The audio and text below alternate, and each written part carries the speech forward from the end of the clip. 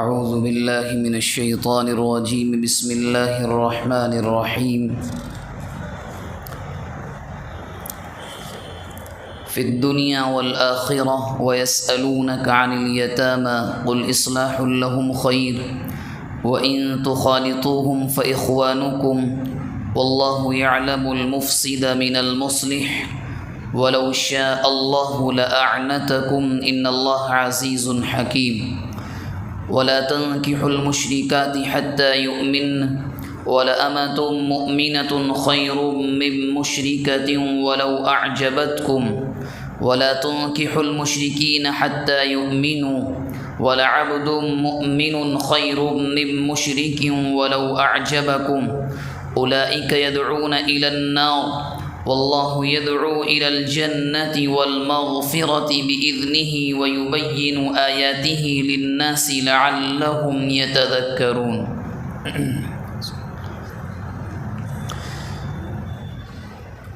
قرآن مجید کی یہ سورہ بقرہ کی آیت نمبر 220 اور 221 ہے۔ اس سے پہلے جو درس قرآن میں آیات تھیں ان آیات میں یا اس سے پہلے کی اور بھی بہت سی آیات میں ایک ایک کر کے اللہ کی جانب سے احکامات بیان کیے جا رہے تھے۔ آج بھی ان دونوں آیتوں میں الگ الگ حکم بیان کیا گیا ہے اور دونوں موجودہ زمانے کے اعتبار سے بڑے اہم ہیں۔ پہلی آیت میں فرمایا فی الدنیا والآخرہ ویسألونک عن الیتامی، کہ دنیا اور آخرت کے معاملات میں اللہ کے نبی آپ سے یہ لوگ یعنی صحابہ یتیموں کے بارے میں پوچھتے ہیں۔ آپ کہیے اصلاح لهم خیر، ان کے ساتھ مصلحت کا معاملہ کرنا، اصلاح کرنا زیادہ بہتر ہے۔ وَإِن تُخَالِطُوهُمْ، اگر ان یتیموں کو تم اپنے ساتھ ملا لو، فَإِخْوَانُكُمْ، وہ تمہارے بھائی ہی ہیں۔ وَاللَّهُ يَعْلَمُ الْمُفْسِدَ مِنَ الْمُصْلِحِ، اور اللہ مصلحت کو سنوارنے والے کو اور مصلحت کو بگاڑنے والے کو بڑی اچھی طرح سے جانتے ہیں۔ وَلَوْ شَاءَ اللَّهُ لَأَعْنَتَكُمْ، اللہ چاہتا تو تم پر مشقت بھی ڈال سکتا تھا، تمہیں پریشانی میں بھی ڈال سکتا تھا۔ إِنَّ اللَّهَ عَزِيزٌ حَكِيمٌ، بے شک اللہ زبردست ہے، حکمت والا ہے۔ دراصل مسئلہ یہ ہوا کہ قرآن مجید کا جو 15واں پارہ ہے، سورہ بنی اسرائیل ہے، اس کی ایک آیت ہے، اس میں یوں ایک حکم نازل ہوا تھا وَلَا تَقْرَبُوا مَالَ الْيَتِيمِ إِلَّا بِالَّتِي هِيَ أَحْسَنُ، کہ یتیم کے مال کے قریب بھی نہیں جانا ہے مگر اس راستے سے، اس طریقے پر جو زیادہ بہتر ہو۔ اس کے بعد قرآن مجید کی ایک اور آیت نازل ہوئی تھی جس میں یوں فرمایا، سورہ آل عمران کی آیت، إِنَّ الَّذِينَ يَأْكُلُونَ أَمْوَالَ الْيَتَامَى ظُلْمًا، جو لوگ یتیموں کے مالوں کو ظلم کر کے کھاتے ہیں، تو قرآن نے ان کے بارے میں کہا تھا یأکلون فی بطونہم نارا، وہ گویا کہ ایسا ہے جیسا کہ اپنے پیٹ کو آگ سے بھر رہے ہیں۔ وسیصلون سعیرا، اور یتیموں کا مال ظلماً کھانے کی سزا یہ ہوگی کہ وہ عن قریب جہنم میں جائیں گے۔ جب یہ احکامات نازل ہوئے تو صحابہ کے بارے میں ہم اور آپ جانتے ہیں کہ وہ لوگ اللہ کے احکامات پر عمل کتنے اہتمام سے کرتے تھے، ہر ایک چیز کو باریک باریک بینی کے ساتھ سیکھ کر عمل کرتے تھے۔ جب اتنے سخت احکامات آئے تو صحابہ ڈر گئے، اور یہ احکامات کیوں آئے؟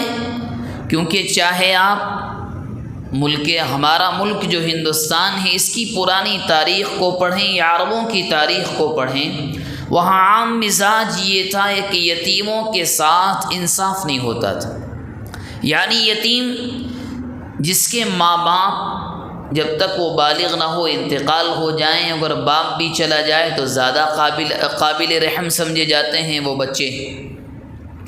اب ان کے ساتھ انصاف نہیں ہوتا تھا۔ اسلام آیا تو اسلام کے احکامات بھی آئے کہ ایسا نہیں کرنا ہے۔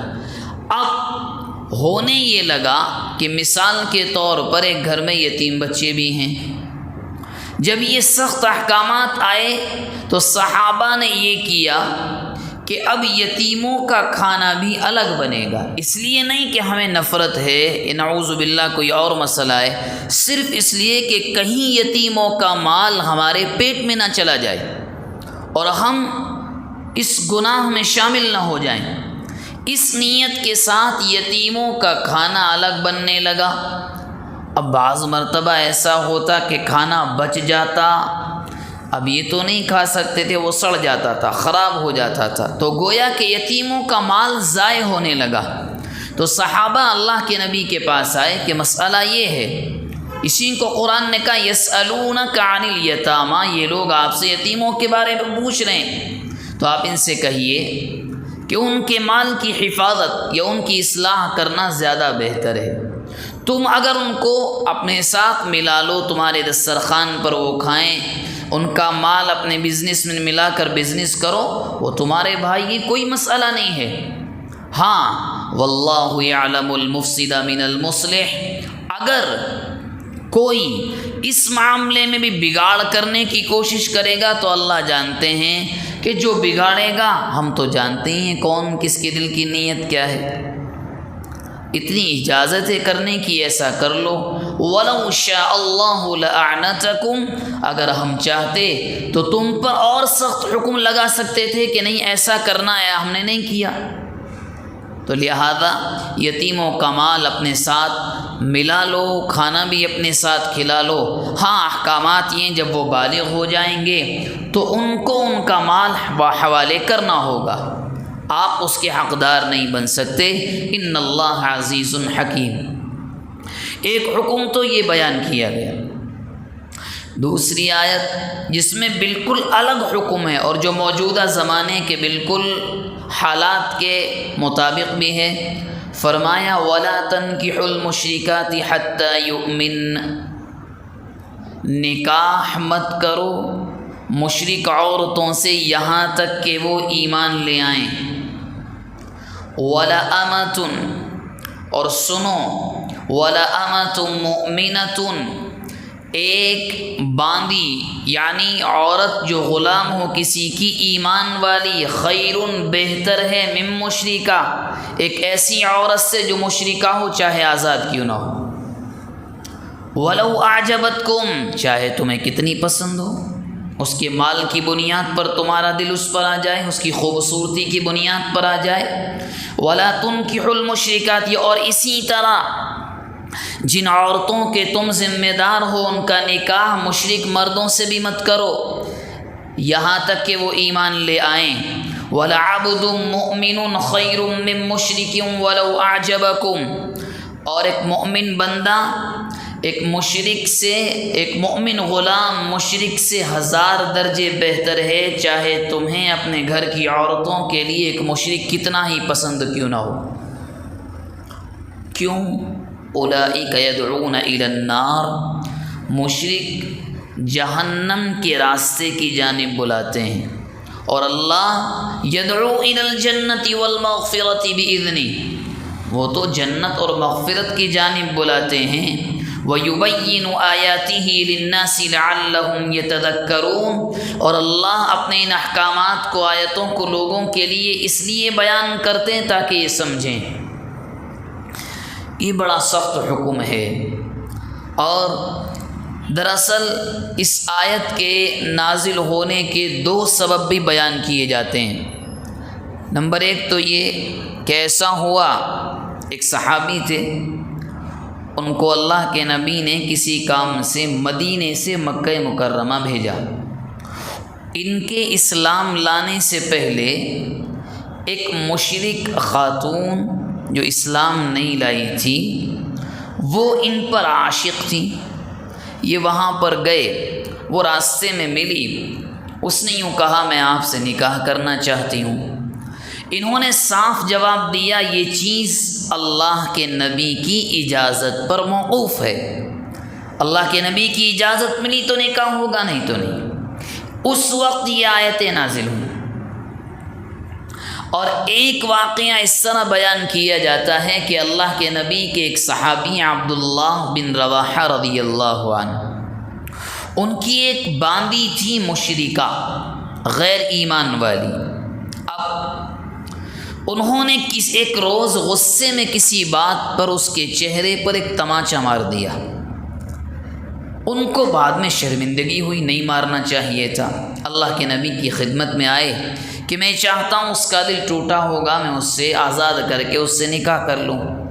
اس موقع پر یہ آیتیں نازل ہوئیں اور صاف صاف یہ کہا گیا کہ اگر تم کسی عورت سے نکاح کرنا چاہتے ہو اور وہ مشرکہ ہے، یعنی اللہ کی ذات و صفات میں شرک کرنے والی، نکاح نہیں کر سکتے، کسی بھی طرح کوئی راستہ ہی نہیں ہے۔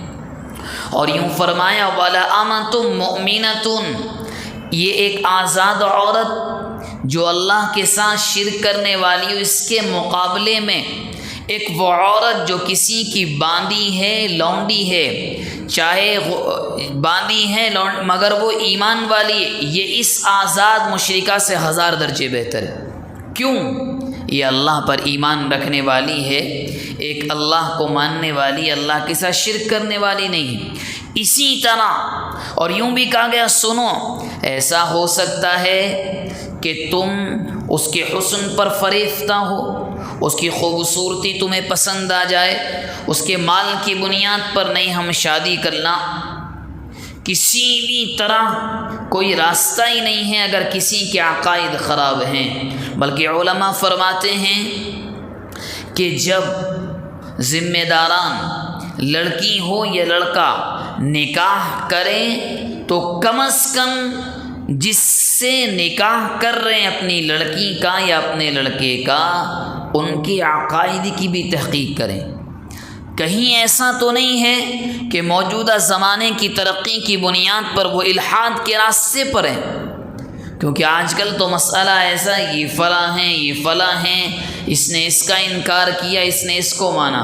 اگر توحید، رسالت اور آخرت یہ اسلام کے 3 بنیادی اسٹرکچر ہیں، اگر یہ صحیح ہیں تو کوئی مسئلہ نہیں۔ اگر توحید کے اندر مسئلہ، رسول کی رسالت کا مسئلہ یا آخرت کا مسئلہ، یہاں کوئی اونچ نیچ ہے تو کوئی اجازت نہیں۔ اور اس کے بعد فرمایا وَلَا تُنْكِحُوا الْمُشْرِكَاتِ حَتَّى يُؤْمِنْ، گھر کی بچیوں کا نکاح بھی مشرک مردوں کے ساتھ نہ کرو، ہاں وہ ایمان لے آئیں تو کر دو، کوئی مسئلہ نہیں۔ وَلَعَبْدٌ مُؤْمِنٌ خَيْرٌ مِّن مُّشْرِكٍ وَلَوْ أَعْجَبَكُمْ، ایک آزاد مرد جو مشرک ہو اس کے مقابلے میں غلام مومن 1000 درجے بہتر ہے، چاہے وہ تمہیں اپنے گھر کے لیے داماد کے طور پر کتنا ہی کیوں نہ پسند ہو۔ کیوں؟ وجہ کیوں؟ اولئک یدعون الی النار، یہ مشرک جہنم کی جانب بلاتے ہیں، دعوت دیتے ہیں، ان کے جتنے اعمال ہیں وہ سب جہنم کی جانب بلاتے ہیں، اور اللہ یدعو الی الجنۃ والمغفرۃ باذنہ، اللہ تبارک و تعالی جنت کی جانب بلاتے ہیں، مغفرت کی جانب بلاتے ہیں، ویبین آیاتہ للناس، اور اللہ فرماتے ہیں یہ باتیں ہم اس لیے صاف صاف بیان کر رہے ہیں تاکہ سب کو سمجھ میں آ جائے کہ اس میں کوئی جھکاؤ نہیں ہوگا، یہاں پر آ کر کوئی مسئلہ نہیں ہوگا۔ اللہ کے نبی علیہ السلام نے ارشاد فرمایا کہ نکاح 4 چیزوں کی بنیاد پر کیا جاتا ہے، نسب، خوبصورتی، مال اور دین۔ اور صحابہ سے یوں فرمایا تم اگر نکاح کرو تو دین کی بنیاد پر کرو، خوبصورتی کی بنیاد پر نہیں، مال کی بنیاد پر نہیں، کسی کا خاندان زیادہ وہ اس بنیاد پر نہیں، دینداری کیسی ہے اپنے بچوں کے لیے بھی ایسا ہی خاندان پسند کرو۔ دین کی بنیاد پر جب تم نکاح کرو گے اور فیصلے کرو گے تو بچے بڑے خوش رہیں گے۔ اور اللہ کے نبی نے ایک جگہ فرمایا اس دنیا کی بہت قیمتی چیزیں ہیں، اور سب سے قیمتی چیز ہے دیندار عورت۔ اگر کسی کے نکاح میں دیندار خاتون آ جائے، اس سے زیادہ قسمت والا، اس سے زیادہ سکون اطمینان والا اللہ کا بندہ کوئی نہیں ہو سکتا۔ دین کی بنیاد ایک عورت دیندار ہوتی ہے تو نہ جانے کتنی نسلیں سنور جاتی ہیں، کتنی نسلیں سدھر جاتی ہیں ایک خاتون کے دیندار ہونے کی بنیاد پر۔ اور اگر ایک خاتون بگڑتی ہیں تو صرف اتنا سن لیں، اس کے بعد بات ختم کریں گے۔ اللہ کے نبی نے فرمایا، اگر ایک خاتون کل قیامت کے دن جہنم میں جائے گی تو اپنے ساتھ 4 کو لے کر جائے گی۔ سب سے پہلے جب وہ جائے گی، اس کا فیصلہ ہوگا کہ میرے باپ کو بلاؤ، میں غلط راستے پر تھی، یہ کیا کر رہا تھا، میرے شوہر کو بلاؤ، میں اگر غلط تھی، میرے اعمال جہنم کے ایسے تھے کہ جن کی بنیاد پر آج میرے حق میں جہنم کو لکھا گیا ہے، میرا شوہر کیا کر رہا تھا۔ اسی طرح میرے بھائی کو بلاؤ، یہ کیسا مرد تھا کہ میں بگڑتی رہی، اس نے کوئی خیال نہیں کیا، کوئی دھیان نہیں دیا۔ اسی طرح بیٹے کو بلایا جائے گا کہ میرا بیٹا، یہ 4 لوگ ہیں جن کو وہ اللہ کی عدالت میں کھڑا کرے گی۔ اگر میں بگڑ بھی گئی، اگر میں راستے سے ہٹ بھی گئی تو یہ کیا کر رہے تھے۔ تو اسی بنیاد پر کہا جاتا ہے کہ جب خصوصاً اپنے بچوں کے لیے لڑکی کو تلاش کریں تو دین کو ترجیح دیں۔ مال آتا جاتا رہے گا، نسب، حسب اور نسب تو سوائے اللہ کے رسول کے خاندان کے کون سا خاندان کتنا بلند ہے، فیصلہ نسب کی بنیاد پر نہیں ہوتا، تقوی کی بنیاد پر ہوتا ہے۔ اسی لیے جب بھی ایسا فیصلہ ہو تو خاص طور سے بچوں کے لیے، چاہے لڑکی کا فیصلہ کرنا ہو یا لڑکے کا فیصلہ کرنا ہو، دینداری کو دیکھا جائے، عقائد کو دیکھا جائے کہ عقائد کیسے ہیں۔ اللہ تبارک و تعالی ان باتوں پر عمل کرنے کی توفیق مرحمت فرمائے۔